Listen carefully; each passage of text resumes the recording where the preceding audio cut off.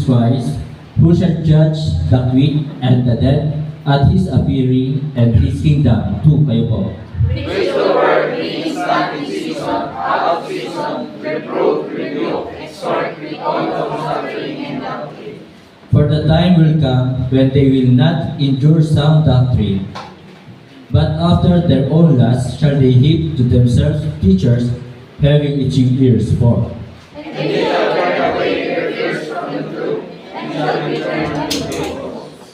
But watch thou in all things, endure afflictions, do the work of an evangelist, make full proof of thy ministry. 6. For I am now ready to be offered, and the time of my departure is at hand. I have fought a good fight, I have finished my course, I have kept the faith. 8.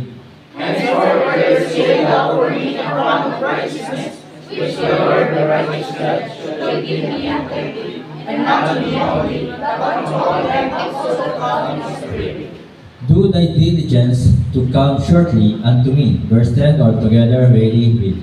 For Demas hath forsaken me, having loved this present world, and is departed unto Thessalonica, Crescens to Galatia, Titus unto Dalmatia. Purihin po ang Diyos sa pagkabasa ng kanyang banal na salita. Tayo po lahat ay umupo, pumiki tayo ay manalangin. Dakilan Diyos na makapangyarihan sa lahat. Muli Ama, kami po ay nagpupunit nagpapasalamat sa lahat ng kabutihan, katapatan na inyo pong ginawa sa aming pong buhay, sa inyo pong kadakilaan. Salamat po sa inyo pong pag-ibig. Kami po ay inyo pong inibig, hindi man po kami karapat-dapat. Sa hapong ito, dalangin ko po Panginoon na inyo pong pagkilos po muli sa aming pong kalagitnaan. Banal na Espiritu, kayo po siya mangusap sa puso ng bawat isa. Itago mo po ako muli sa inyo pong likuran. At dalangin ko na ikaw siya makita, maluwalhati at maparangalan. Pagpalain mo po ang pangangaral ng inyong banal na salita. Dalangin ko na ito po tumimo sa puso at isipan po namin. At tulungan mo po kami. Ito yung lagi po namin may apply sa aming pong buhay. Mahirap po kasi na sinasabi po namin na kami po'y mananampalataya. Mahirap na sinasabi namin na kami po ay Bible believer. Subalit hindi nakikita sa amin ang iyong pong banal na salita. Nawa ito po ay talagang nagliliwanag sa aming pong buhay, nakikita si Kristo sa aming pong buhay, upang kami po ay hindi mapagod sa paggawa po ng mabuti. Salamat po Ama, at dalangin ko po na patuloy mo pong pagpalain ang buhay ng bawat isa. Dinggin mo po ang kanilang mga panalangin, pagpalain ang kanilang mga trabaho, pag-aaral, at ang kanilang pong mga mahal sa buhay. At dalangin ko po na kami po ay mag-init sa paglilingkod po sa inyo. Huwag kami manlamig, huwag dumating sa amin ang panlalamig, huwag dumating sa amin ang panghihina. Nawa hanggang sa pagbabalik po ng aming Panginoong Jesus ay patuloy kami matagpuan po kami dito sa inyong bahay-sambahan na naglilingkod at saan man po sana kami naroroon. Nawa kalooban mo po ang siyang aming nasusunod, hindi ang aming kagustuhan. Ibinabalik ko po sa inyo Ama ang lahat ng papuri at pasasalamat. Ito po ay aming dalangin sa pangalan po ng aming Panginoong Jesus. Amen. Pwede na pumapo. So, nakakapagpabata ang pagtawa tsaka yung pag-smile.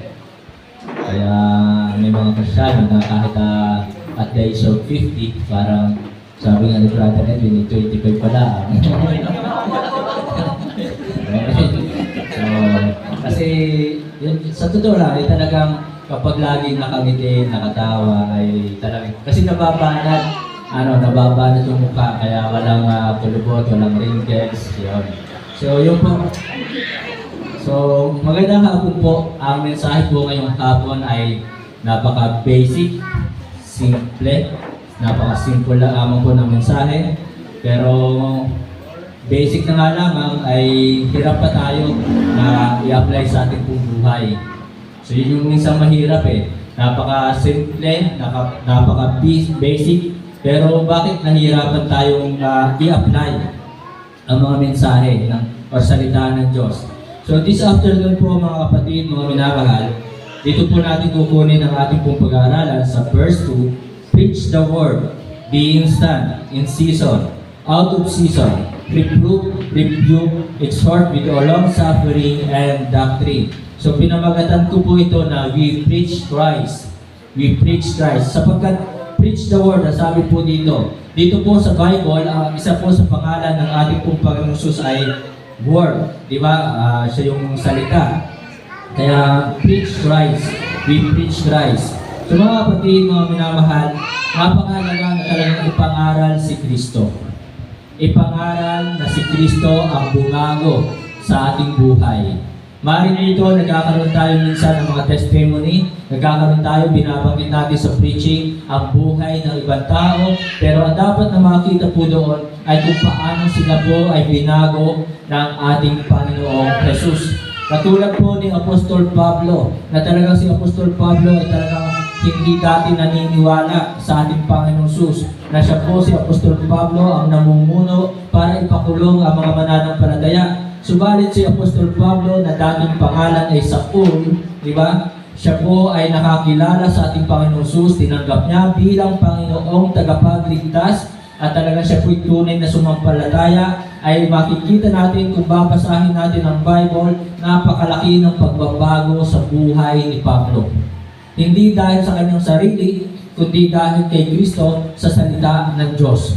So sa ating po lahat, mga kapatid, mga minamahal, ako po instrumento lamang, kaya kung meron man po nagpapasalamat dito, nagsasabing salamat, nakilala ko si Pastor, sabi nga, ligaya ang buhay, kung kilala ko si Jacinto. So, ako nagpapasalamat, sa Diyos ang papuri, sa Diyos ang pasasalamat, at ako nagpapasalamat nga po na ako'y nagiging instrumento para may bahagi ang ating pong Panginoong Jesus. So we preach Christ. So mga kapatid, mga minamahal, so yun nga, nabanggit kanina umaga, kailangan talaga ng tao si Kristo. Sabi nga ni yung kanina, binanggit ni Brother John na quotation ni George Washington. Siya yung first president ng US, na talaga sabi po ni George Washington ay, you cannot rightly govern the world without God and the Bible. So yun po yung eksaktong sinabi po ni George Washington. At nais ko nga pong ibahagi ang bukas sa munisipyo, sana magising na maaga. Mahirap ito, nagising nga na maaga, nakalimutan ng araw. Ano bang araw na yun? Yan ang epekto ng mga kulang sa tulog eh. Talaga, nung nakarang umaga, tumawag sa'yo si Pastor Sosa. Brother Jazz, kumusta? Sabi ko, ano ba araw? Matagal na kami magkausap ni Pastor, nag-iisip ako ng araw. So yun po. So mga kapatid, mga minamahal, sana huwag natin kalimutan si Kristo. Right. Diba? Amen. Mari tayo tumatanda at nakakalimot, pero huwag natin kalimutan si Kristo. Hindi si Jacinto na. Okay? So this afternoon, mga kapatid, mga minamahal, we preach Christ. Kailangan po natin ibahagi si Kristo, ipangaral si Kristo, ibahagi ang salita ng Diyos. At talaga sabi nga po ni Apostol Pablo sa Roma chapter 1 verse 16, for I am not ashamed of the gospel of Christ, for it is the power of God unto salvation to everyone that believeth, to the Jew first and also to the Greek. So mga kapatid, we preach Christ, una, for the salvations of the lost, para sa kaligtasan ng mga makasalanan, para sa kaligtasan ng mga tao mapapahamak doon po sa impyerno, sapagkat walang ibang kaligtasan, walang ibang tagapagligtas, kundi tanging ang ating Panginoong Jesus lamang. Amen po ba?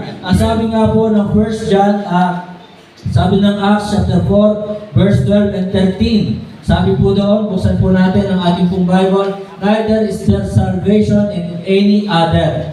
Walang ibang kaligtasan sa sinumang tao, for there is none other name under heaven given among men whereby we must be saved. Walang ibang pangalan sa silong ng langit na ibinigay sa sukat ng ating kaliligtas, sa ating kaliligtas. Kaya lang talaga nakakalungkot, ang dami nilang tinatawagang pangalan eh. Di ba? Eh, naalala ko tuloy yung isang kwento, yung isang barko, palubog na. Ay, ang isa, nagre-reklamo, palubog na nga tayo kung sino-sino ba tinatawagan mo. Diba? So yun ang sabi ng mga, yun naman yung mga kwentong kotsero lang, kwentong barbero. So, ayun daw, malinaw po sinabi dito, neither is there salvation in any other, for there is none other name under heaven given among men whereby we must be saved. Now when they saw the boldness of Peter and John, and perceived that they were unlearned and ignorant men, they marveled, and they took knowledge of them that they had been with Jesus. Alam niyo po, sina Pedro yan, malino sinabi po diyan, unlearned, hindi nakapag-aral, ignorant, di ba? No read, no write. Pero sina Peter, sina John ay kagamit-gamit sa gawain ng Panginoon. Di ba? So mahirap sa ating panahon ngayon kung sino yung talagang may ability, talagang kung sino yung talagang talentado. Di ba? Hindi ako nagmumura. Talentado, yun. So marami talagang alam. Pero nasaan sila ngayon, hindi sila nagagamit sa gawain ng Panginoon. Pero sina Peter and John, ignorant, unlearned, hindi nakapag-aral, pero talagang nandoon ang kanilang puso na magpagamit at maglingkod sa Diyos kay Kristo. Ipinapangaral si Kristo bilang Panginoong tagapagligtas. So we preach Christ for the salvations of the lost. Na kahit sino pa yan, dapat natin ibahagi sa kanila si Kristo. Amen po ba? Kaya sana kung tayo po talagang mayroong pagkakataon, lahat naman tayo binibigyan ng pagkakataon na ibahagi si Kristo. Ako ngayon natutuwa kay Brother Andrew, magulang niya mismo, siya yung nagtuturo ng salita ng Diyos. Hindi niya sinabi sa akin, Pastor, pwede bang kayo ang magturo dito sa aking magulang? Kundi siya mismo ang nag-akay sa kanyang magulang, siya mismo nag-akay sa kanyang asawa at anak. No, si Brother Andrew ay maligtas sa UAE, United Arab Emirates. Doon po siya nakakilala kay Kristo, ay nagmadali po siya umuwi dito sa Pinas at doon po siya nabaptize. Na nagbaptize sa kanya ay si Pastor Cesar de los Santos. Yun po ang nagbaptize sa kanya. So sa biyaya ng Panginoon, ang kanya po mag-ina ay dito nabaptize. Kaya mga kapatid, mga minamahal, kung tayo po ay talaga mayroong passion, di ba? Pag-ibig, pagmamahal sa kaluluwa, preach Christ. Ibahagi natin si Kristo bilang Panginoong tagapagligtas sapagkat sa ating panahon ngayon at simula noon, nung panahon ni na Peter, panahon ni na John, panahon ni na Pablo, ay talagang napakarami na po mga false doctrine. Nandun na po yung mga false doctrine, false teacher, false belief, false Christ. Talagang meron na po noon. So lalo na sa ating panahon ngayon.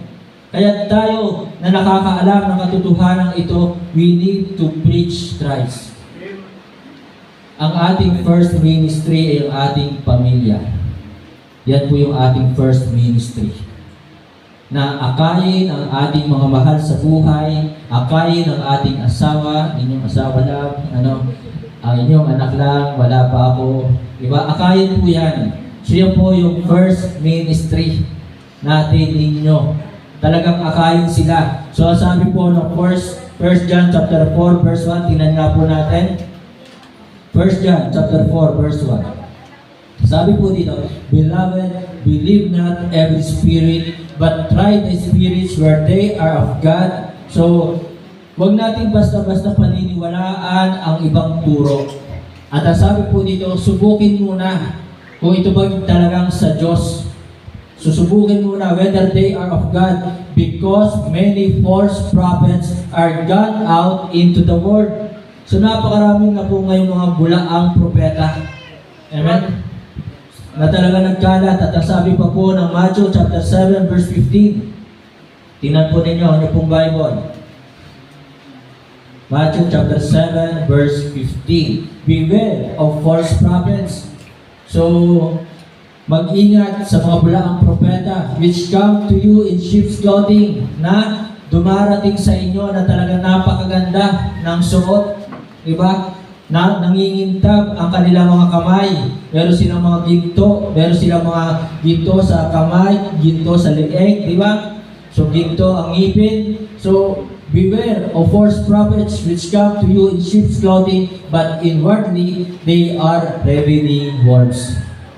So yan po mga kapatid, nandyan ang paalala, nandyan ang babala ng salita ng Diyos. Subukin muna.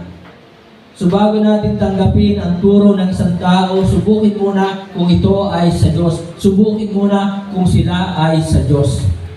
Sapagkat talaga nandito na sa ating mundo ang mga false teacher. Sabi po ng tinan po natin ang ating pong Bible sa 2 Peter chapter 2 verse 1 and 2. Tinan po natin.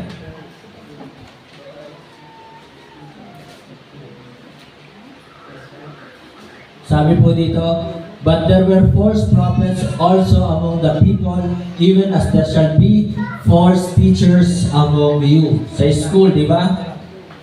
Meron tayo napanood sa na video sa Facebook na talagang hindi naniniwala sa rapture. So yung bata naniniwala sa rapture at itinuturo naman ng teacher na walang rapture, hindi totoo ang rapture, dumating na si Kristo. Di ba? So, hindi nila naintindihan na ang rapture ay talagang babalik si Kristo at sasalubungin natin siya diyan sa alapaap at talagang kukunin ang mga sumampalataya kay Kristo. So, yun po mga kapatid, talagang mayroon pa rin false teacher. Ano sabi ng science? Ang tao nagmula sa unggoy. Diba? Papayag ba kayo na kayo galing sa unggoy? Yung katabi mo, ilang taon na nakasama yan, naging unggoy ba? Diba? Hindi naman eh. Meron ka ba nakita kapitbahay ninyo na naging unggoy? Wala naman. Diba? Kaya mga kapatid, talaga meron po mga bulaang guro, bulaang propeta. So, false teachers, false doctrine, false prophet, false belief. So, sabi po dito sa 1 Timothy, 2 Timothy, tingnan nga po natin 1 Timothy chapter 4 verse 1.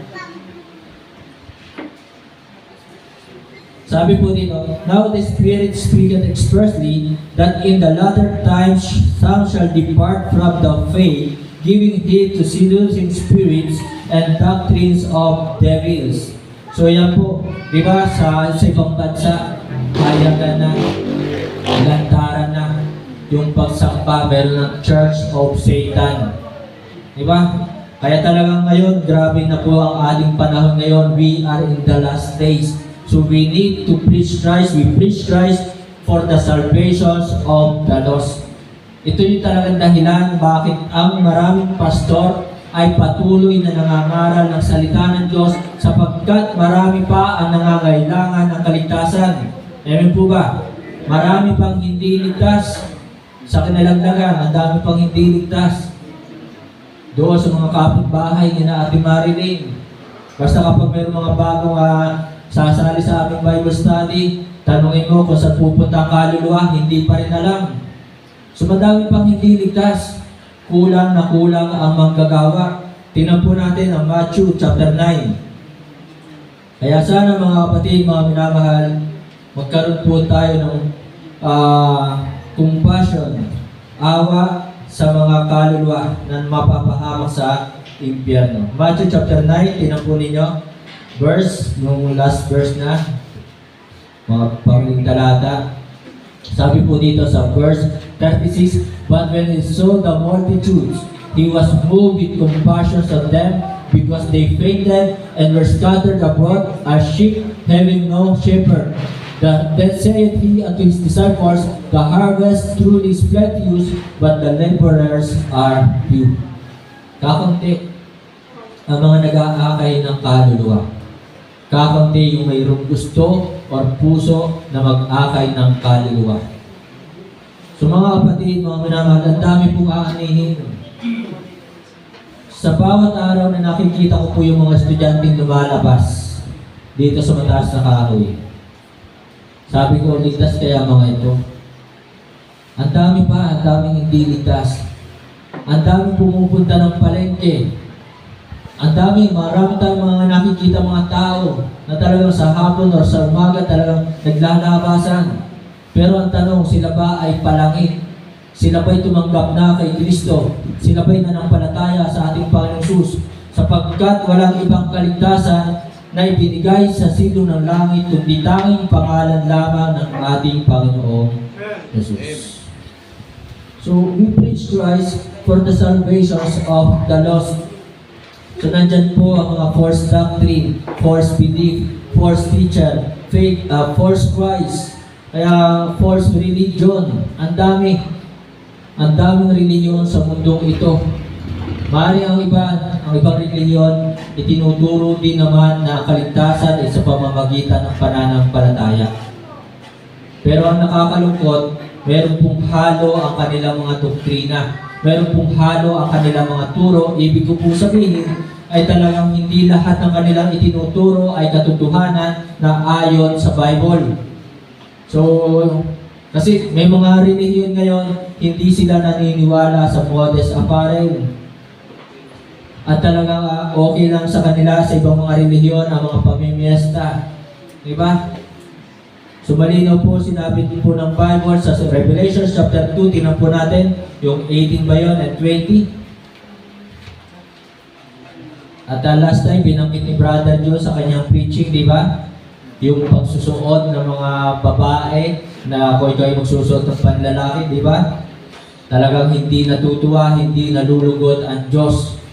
So sabi po ng Revelation chapter 2, verse 14, but I have a few things against thee, because thou hast dealt them that hold the doctrine of Balaam, who taught Balak to cast a stumbling block before the children of Israel, to eat things sacrificed unto idols, and to commit fornication. So malinaw po na talagang hindi natutuwa ang Panginoon sa pamimiesta, sa paghahandog sa mga Diyos-Diyosan, pagkain ng mga inihandog sa Diyos-Diyosan. So yan po ay tinuturo ng iba, okay lang sa kanila. Kaya mga kapatid, mga minamahal, we preach Christ for the salvations of the lost. So sabi po ng Acts 16, 30-31. Tingnan po natin ang ating pong Bible sa Acts 16, 30-31. Ano po sabi po dito? And brought them out and said, Sirs, what must I do to be saved? Anong kinakailangan kong gawin upang maligtas?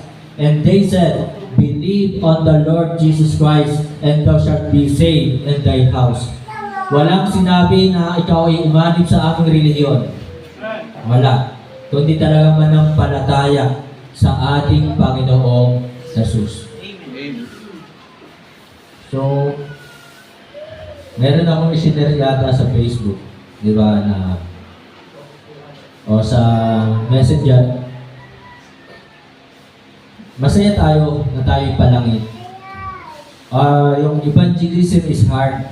Yung po yun. Evangelism is hard, but it is harder, it is harder to see your loved ones in hell. So maaaring mahirap mag-akay ng kaluluwa. Pero mas mahirap at masakit makita ang mga mahal sa buhay sa impyerno. So wala pong ibang kaligtasan kundi kay Kristo lamang. So itinuturo ng iba, umanib ka sa aming relihiyon sa pamamagitan ng gawa. Tapos sabi pa, dadasalan ng 1 taon.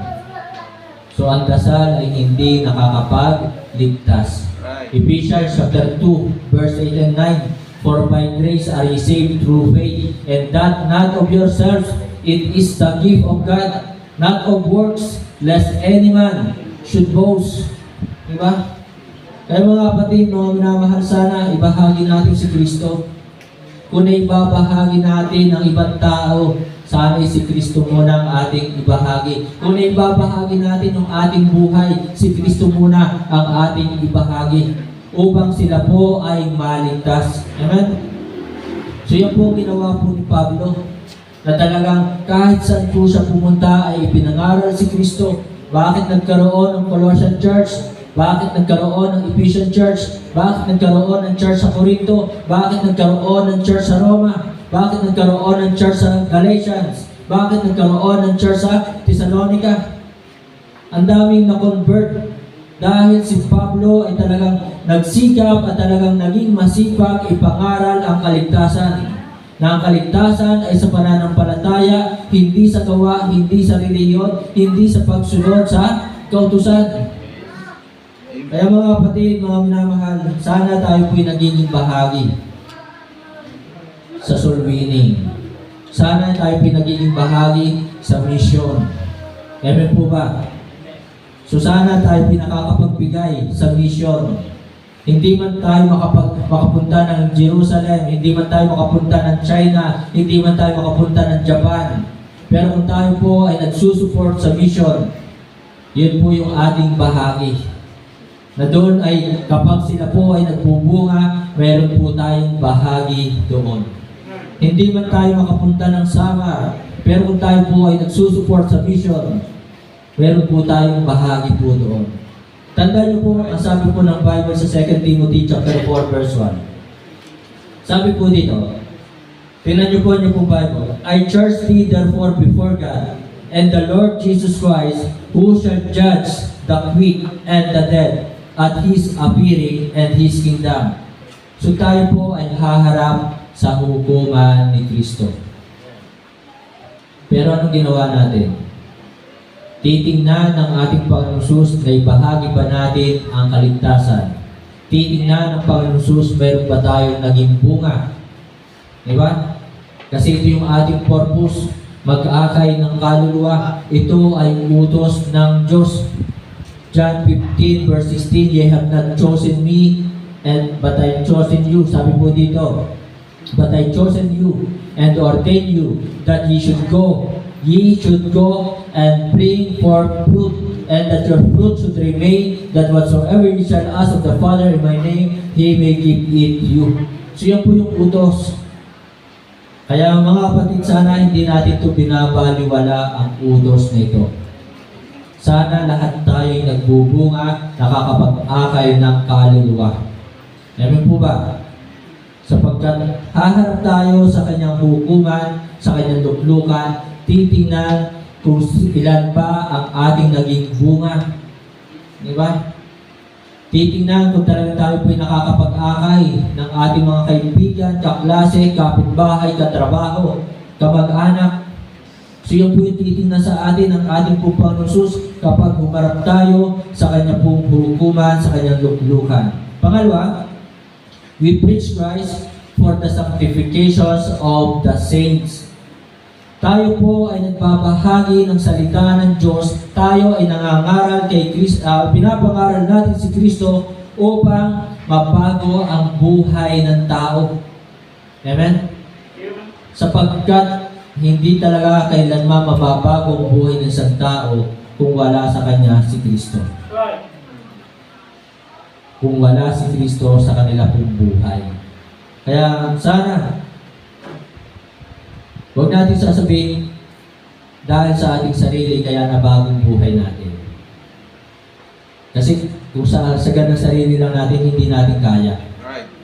Dahil sa mundong ito, nandito ang lahat ng uri ng kasalanan. Sa mundong ito, meron kang kaibigan na unbeliever. Sa mundong ito, meron kang kaibigan ng ungodly. Sa mundong ito, sa cellphone, nandyan na rin ang kasalanan. Di ba? Sa mundong ito, nandito ang lahat ng uri ng kasalanan. Kaya kung sa ganang atin lamang, hindi natin kayang baguhin ang ating sarili. So we preach Christ, we preach the Word of God for the sanctifications of the saints. Ang dami pa.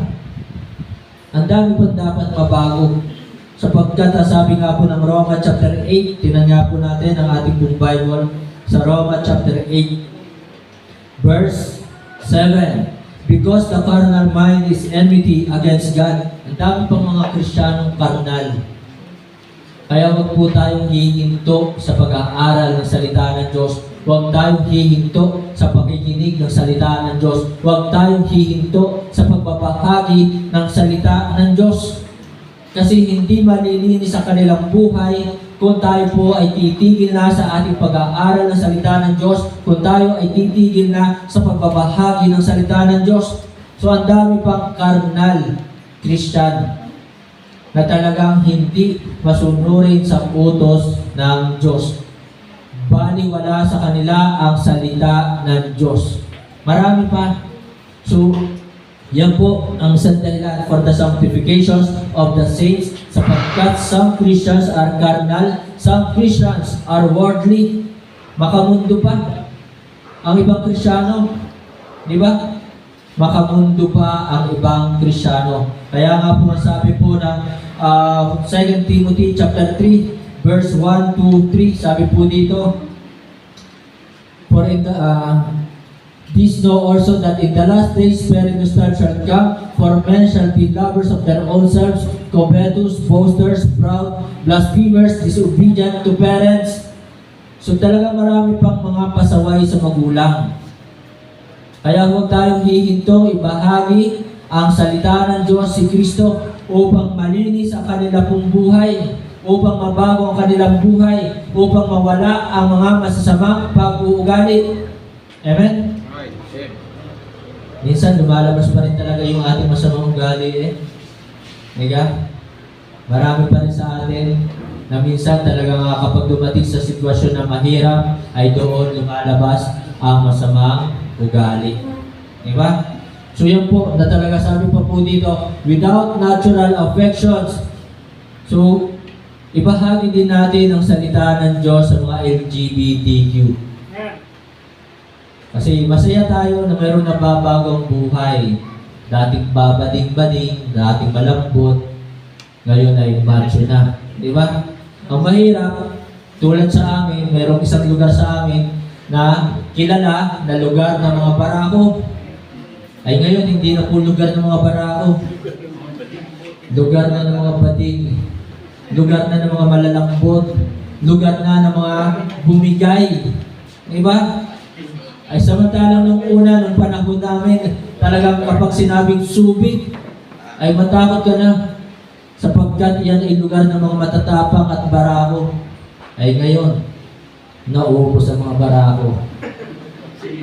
Wala na natin ako di barakong kape. Diba? Yun na lamang ang barako ngayon eh. Kaya kang ipaglaban. Next. Pasok. So yun po. So, kaya kailangan po natin ibahagi si Kristo for the sanctifications of the saints and sinners para mabago, malinis ang kanila pong buhay. Amen po ba? So, madami pa rin ngayon some Christians or some men or some people are carnal, worldly, and wicked.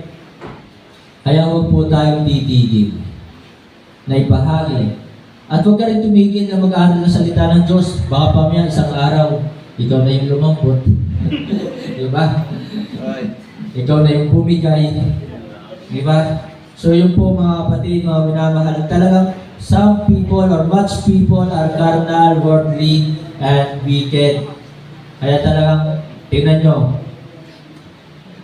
worldly sila, mas gusto nila yung alak, sigarilyo. Diba?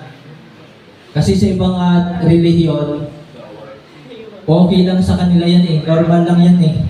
Pero ano sabi ng Bible? Diba? Tingnan nga po natin ang ating pong Bible sa Ephesians chapter 5, verse 18 ulit. Diba? Malinaw na ipinag-utos ng Diyos, huwag magsipaglasing ng alak. Sa ibang relihiyon, okay lang yan. Na talagang umiinom ng alak. Dahil lalaki daw eh. So, normal lang. Pero sa Bible, sa salita ng Diyos, sa ating Diyos, hindi normal ang paglalasing. Ito ay kasalanan. Diba? So, kung ayaw natin maging pabigat sa ating mga mahal sa buhay, ay iwasan ang bisyo. Sa ibang relihiyon, okay lang ang pagsusugal. Diba? Okay lang ang pagsusugal sa ibang relihiyon. Sa ibang relihiyon ay okay lamang ang 2, 3 asawa. Ako nga, wala pa eh. Diba? So, okay lang yun sa kanila. Pero sa Bible po, ano sabi? Tingnan po natin ang ating pong Bible sa 1 Timothy ba, kung hindi ako nagkakamali, chapter 3. Tingnan po natin sa Bible. Kasi, tapos sa iba, bawal daw mag-asawa. Wala pong pinag-utos ang Diyos na bawal. So sabi po dito sa 1 Timothy chapter 3, verse 2, a bishop then must be blameless, the husband of one wife. So malinaw po sinabi ng Bible. Kaya nga ang ibinigay kay Adan ay isa lang, hindi dalawa. Diba? Hindi iba-iba, kundi talagang isa-isa lang. So,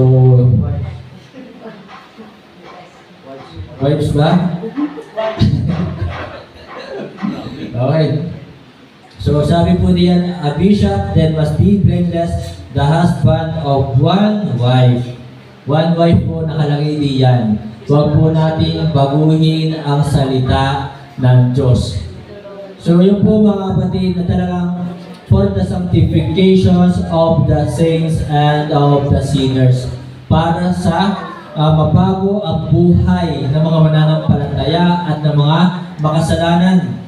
So sapagkat talagang ang iba po ay carnal, worldly, and wicked. So sa iba, okay lamang ang mga live-in partner. Diba? So sa atin po, bilang tayo mananampalataya, bawal ang live-in partner. Kailangan talaga, kung gusto magsama, gusto magkaanak, gusto magpamilya, magpakasal. Kailan kaya ako? Yun. Okay, next, tapusin na po natin.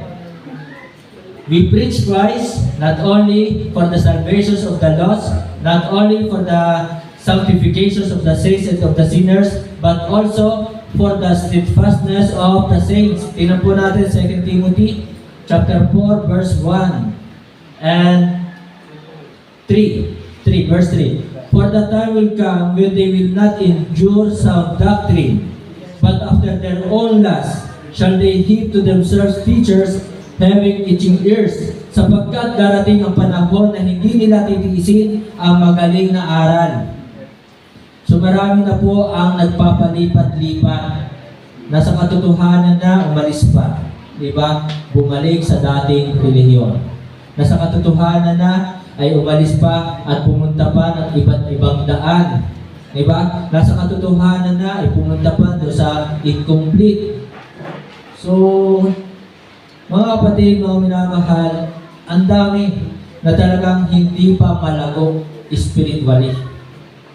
Talagang maraming mga Kristiyano pa ngayon confused sa kanilang mga naririnig, confused sa kanilang napapakinggan, sa kanilang pinapaniwalaan. Nalilito pa ang ibang Kristiyano. So, nagtatanong pa, tama ba itong napuntahan ko? Tama ba ang turo ng baptis?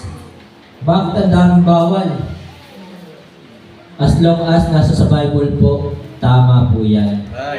Diba? Kung wala sa Bible, ay di huwag niyo po paniwalaan ang aking sinasabi.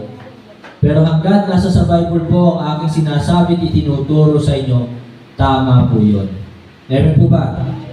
So yun po, na talagang bawal sa atin talaga yung mga sugal-sugal na yan, bawal ang mga inom-inom na yan, bawal yung talagang pagsasama ng hindi kasal, bawal ang mga pamimiesta, pagkain ng mga inihandog sa mga Diyos-Diyosan, bawal ang mga pagtatato.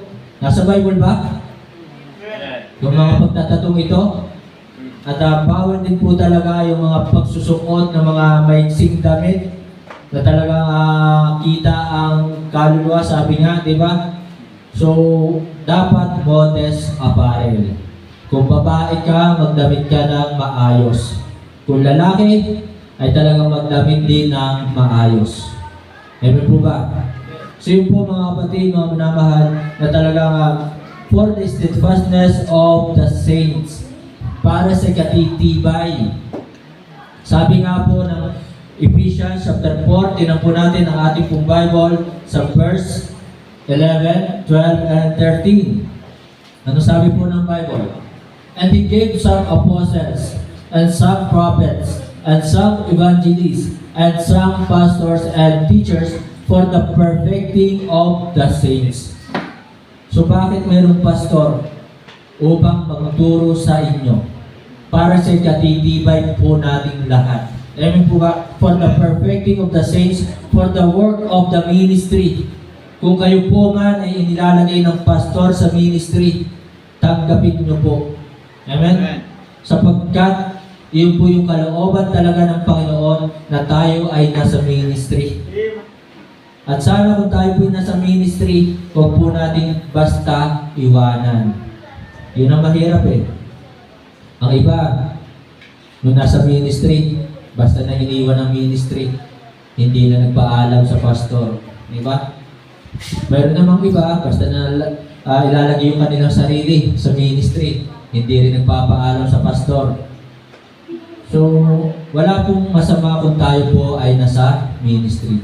Pero kung sana kung tayo po ay nasa ministry, ayusin po natin. Gusto natin tayo ay nasa ministry, talagang baguhin natin ang ating sarili. Amen? Right. Amen. So, yun po mga kapatid, nasabi pa po dito, for the edifying of the body of Christ, till we all come in the unity of the faith and of the knowledge of the Son of God, unto a perfect man, unto the measure of the stature of the fullness of Christ. Sana pahalagahan din po natin ang Sunday School. Amen? Amen. Kasi yung po'y malaking tulong para tayo po'y tumibay. Kaya nga sabi po dito, and He gave some apostles and some prophets and some evangelists and some pastors and teachers. So, meron tayong mga Sunday School teachers, nag-aaral, nagpupuyat, para makapagturo pag-aaral ng Sunday. Tapos ang gagawin ng iba, hindi a-attend ng Sunday School. Ang gagawin ng iba, alas 10 na darating. So, sumunod nga tayo, pero makikita po natin doon, we are not doing exactly what the Lord's command. Diba? Kasi ang simula natin dito, alas 9. So kung talagang tayo po ay obedient sa Diyos, sana gawin po natin ng tama ang mga utos ng Diyos. Gawin natin ng tama ang ministry. Sapagkat yun nga, obedience is doing exactly what the Lord's command. Kaya mga kapatid, mga minamahal kung tayo ay late sa Sunday School, late tayo sa pagsamba, at hindi tayo ma-attend ng Sunday School, tapos minsan talaga nga, kalhating araw pa tayo pag Sunday, we are not doing exactly what the Lord's command. Diba? So, Sunday is Lord's Day. Yun po ay sa Panginoon. Ang Sunday, hindi ito mall day. Hindi ito outing. Diba? So, hindi ito araw para sa outing. Hindi ito araw para sa mga kainan. Kundi Sunday is Lord's Day. Kaya mga kapatid, mga minamahal, sana magawa natin ng wasto ang mga utos ng Diyos. So, kilala niyo ba si King Saul? Hindi niyo kilala kasi hindi kayo nagbabasa ng Bible. Di ba? Ano nangyari kay King Saul? Kung kilala niyo si King Saul, so, yun po yung talagang isang halimbawa na hindi sumunod ng tama ayos sa utos ng Diyos. So, ang utos sa kanya, patayin lahat.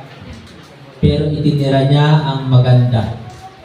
Kaya si King Saul ang nangyari, tingnan po natin ang ating pong Bible sa 1 Samuel 15:22. 1 Samuel 15:22. And Samuel said, "Had the Lord as great delight in burnt offerings and sacrifices as in obeying the voice of the Lord. Behold, to obey is better than sacrifice, and to hearken than the fat of rams." And then 23. For rebellion is as the sin of witchcraft, and stubbornness, matigas ang ulo. Marami pang Krisyano ganito, matigas ang ulo. Is as iniquity and idolatry, because thou hast rejected the word of the Lord, He hath also rejected thee from being king. Kaya mga kapatid, mga minamahal, I suggest, kung tayo po'y susunod din lang naman sa utos ng Diyos, do it exactly. Do it properly. Amen? Kaya nga, useless din ang pagsamba kung hindi rin naman nakikinig sa salita ng Diyos. Diba? Useless din yan. So, ibig sabihin, you are not doing exactly what the Lord's command. Useless ang pagsamba pero tayo tulog. Diba? Useless ang pagsamba pero kung ano-anong ginagawa natin sa ating katabi or diya sa ating uupuan. So, we are not doing exactly what the Lord's command. Amen? So mga kapatid, mga minamahal, we preach Christ for the steadfastness of the saints. So, ang maraming Kristiyano, some Christians, some are offended pa eh. Di ba? Some are immature. Some are murmuring. Some are babes in Christ. Sabi po ng 1 Peter chapter 2, verse 2, tingnan po natin. Sabi po dito sa 1 Peter chapter 2, verse 2, as the newborn babes, so talagang marami pa pong mga sanggol sa pananampalataya, sanggol pa kay Kristo. Kaya kailangan ibahagi si Kristo. Sana lahat po tayo nagiging yung lumalago na tayo nagagamit na para sa ikatitibay ng ating mga kapatid. Minsan pumasok sa isip ko, alam nyo, maganda na tayo pimarami talaga sa church. Amen? Last Sunday, tayo po nung umaga ay 57. Nung umaga. Nung hapon ay yung pumunta sa Agoncillo, 34. So, alam nyo, nakita ko ba, kung tayo po ay lulubog lilitaw sa bahay-sambahan, hindi tayo nakakatulong sa paglago ng church. Di ba? So, hindi tayo nakakatulong sa paglago. Kaya dapat mga kapatid, mga minamahal, be consistent sa ating pagdalo, sa ating pagsamba. Kasi ang ating sinasamba dito ay ang Panginoon. Amen? So yun po, and then the last mga kapatid, mga minamahal, we preach Christ not only for the steadfastness of the saints, but also for the sake of the truth, alang-alang sa katotohanan. Sapagkat talaga napakarami na po false doctrine, false teachers, false prophets, false Christ, false belief. Lahat ng tao may kanya-kanyang pananampalataya. Diba? Lahat ng tao may kanya-kanyang paniniwala. Pero sino ang kanilang sinasampalatayanan? Sino ang kanilang pinaniniwalaan? Sino ang kanilang pinakikinggan? Diba? Kaya mga kapatid, mga minamahal, sana tayo bahagi ng pagbabahagi ng salita ng Diyos, pagbabahagi kay Kristo, ni Kristo. So, Philippians chapter 1, 15, 16, tinan po natin. Tapos na po tayo. Philippians chapter 1, verse 15 and 16. Some indeed preach Christ, even of envy and strife. Ang iba na binabahagi si Kristo, ingit lang naiingit. Masubukan niya. Diba? Hindi dapat ganon. Ang iba naman, ibinabahagi si Kristo, nakikipagtalo. Kung ibabahagi natin si Kristo, iwasan natin ang pakikipagtalo. Amen? Then sabi pa po dito, and some also of goodwill, then the one preach Christ of contentions, not sincerely, hindi tapat, mayroong hidden agenda. Parang sa mga government official, tatakbong mayor, tatakbong congressman, pero bakit? Bakit gusto nila maging congressman? Dahil sa kickback. So, hindi talaga totoo, hindi tapat. Amen po ba? So, kung tayo po ay maglilingkod sa Diyos kay Kristo, sana malinis ang ating puso, malinis ang ating hangarin. At ang sabi nga po dito, supposing to add afflictions to my bands, and then 2 Peter chapter 3, verse 16, tingnan po natin ang Bible, 2 Peter chapter 3, verse 16. As also in all his epistles, speaking in them of these things, in which are some things hard to be understood, which they that are unlearned and unstable rest, as they do also the other scriptures unto their own distractions. So we need to preach Christ for the sake of the truth, sapagkat maraming version ng Bible ngayon binago na. Amen po ba? So talagang dapat isang version lamang ng Bible ang dapat gamitin sapagkat ibalik mo nga Brother Edwin. So malinaw po, sinabi po doon kung bakit mayroong iba't ibang version ng Bible. Sabi dito, they do also other scriptures. They do also other scriptures. Gumawa ng ibang version ng Bible. Inalis ang pangalan ni Kristo, inalis ang dugo ni Kristo, doon sa ibang version, inalis ang isang talata. So kaya mga kapatid, mga minamahal, and sabi pa dito, unto their own distractions. Ang paggawa nila ng ibang version ng Bible, ito'y sa kanilang ikakapahamak. Amen po ba? Psalms chapter 12, verse 6 and 7. Last. Tapos na po tayo. Psalms chapter 12, verse 6 and 7. Verse 6. The words of the Lord are pure words, as silver tried in a furnace of earth, purified 7 times. Thou shalt keep them, O Lord, thou shalt preserve them from this generation forever. Yan po yung King James Version. Hindi po ito yung original. Amen? Sapagkat ang original ay sulat sa Greek words and Hebrew words. Pero ito po yung pinakamalapit at talagang ito po ay salang-sala. Talagang sinubok at subok po ito ang King James Version 16:11. So the words of the Lord are pure words, as silver tried in a furnace of earth, purified 7 times. Kaya mga kapatid, mga minamahal, ang daming version ngayon ng Bible. Mag-iingat tayo sa mga kumakalat na version ng Bible at mas maganda ibahagi po natin ang King James Version. Kung meron po kayong mga gustong bigyan ng inyong mga kapatid, kaibigan, kaklase, katrabaho ng Bible, pwede ko kayong sabi sa akin, Pastor, pwede ba makahingi ng Bible dyan? Bibigyan ko lang ang kaklase ko. Kayo po yung nagkaroon ng ganun desire na magbahagi ng Bible. Di ba? Meron po akong kilala. Mayaman po siya. Isa po siyang professional. Pero ang desire niya, ibahagi ang Bible. Kaya kung meron po kayong gustong bigyan ng Bible, magsabi po kayo sa akin, Pastor, pwede ba makahingi ng Bible? Bibigyan ko lang yung aking kaibigan. Di ba?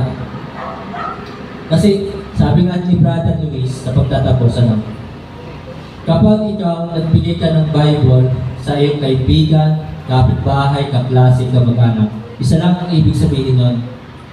Isa lang ang ibig sabihin nun. Gusto ko siyang mapalapit sa Panginoon. Amen? Ganun ba yung puso natin? Ang puso ba natin ay talagang gusto natin mapalapit ang ibang tao sa Diyos? Sana ganun po tayo. To God be the glory, tayo po tumulong. Tayo po yung pupugin, tayo po yung manalangin. Ama namin Diyos sa lahat. Diyos namin panalo, makapangyarihan sa lahat. Salamat po sa hapong ito. Sa inyo pong banal na salita, sa mensahe na inyo pong ipinarating sa amin. Salamat naman sa knowledge at wisdom na binigay mo po sa akin. Salamat sa pagkilos mo po, pagbibigay ng knowledge at wisdom. Dalangin ko po, Panginoon, patuloy namin masulat ang iyong kalooban.